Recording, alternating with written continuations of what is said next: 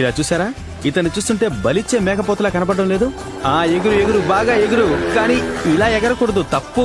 కొంచెం జాగ్రత్తగా ఉండాలి, లేకపోతే దెబ్బలు తగలడం ఖాయం.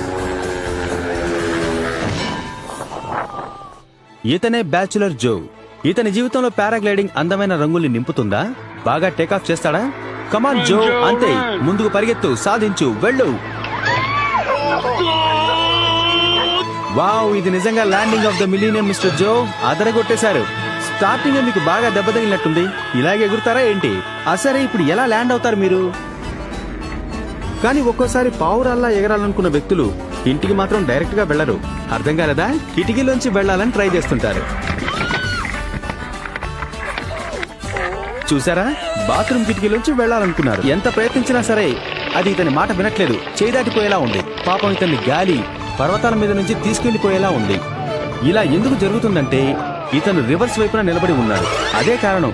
గాలితో ఎప్పుడు పెట్టుకోకూడదు, పెట్టుకుంటే ఇదే పరిస్థితి. ఇకపైన ఎప్పుడు పెట్టుకోకే.